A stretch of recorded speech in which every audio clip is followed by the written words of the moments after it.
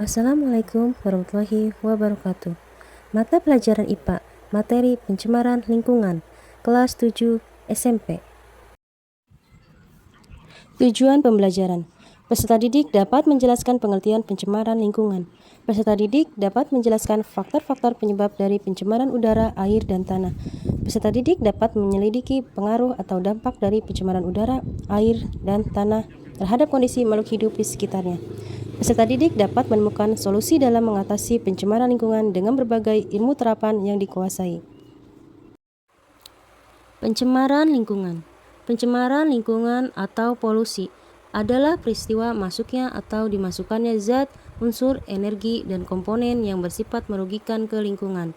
Atau pencemaran lingkungan adalah berubahnya tatanan lingkungan sebagai akibat perbuatan manusia atau alam, sehingga kualitas lingkungan menjadi menurun. Polutan atau bahan pencemar adalah segala sesuatu yang dapat membuat lingkungan menjadi kotor, tidak sehat, dan tercemar. Pencemaran lingkungan dapat menyebabkan perubahan lingkungan. Adapun pencemaran lingkungan dibagi menjadi 3, yakni pencemaran udara, pencemaran air, dan pencemaran tanah. Pencemaran udara. Pencemaran udara yang disebabkan oleh asap kendaraan bermotor. Bahan-bahan pencemaran udara diantaranya karbon dioksida atau CO2 dilepaskan oleh hasil pembakaran bahan bakar fosil, misalnya bensin. Karbon dioksida juga dihasilkan dari pembakaran hutan dan mesin kendaraan bermotor. Karbon monoksida atau CO2 dihasilkan oleh hasil pembakaran mesin kendaraan bermotor. Sulfur oksida atau SOx dan nitrogen oksida atau NOx dihasilkan dari pembakaran batu bara pada pembangkit listrik atau pabrik.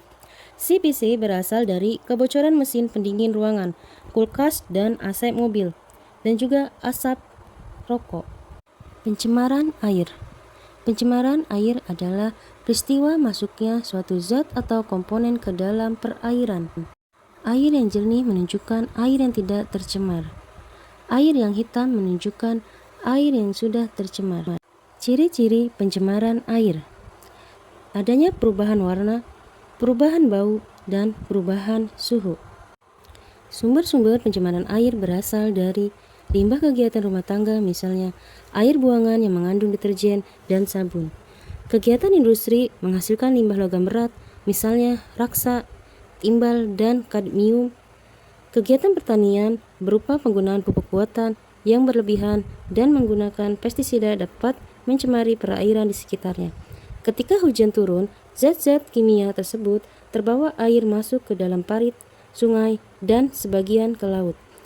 Akhirnya, saluran-saluran air menjadi tercemar. Pencemaran tanah.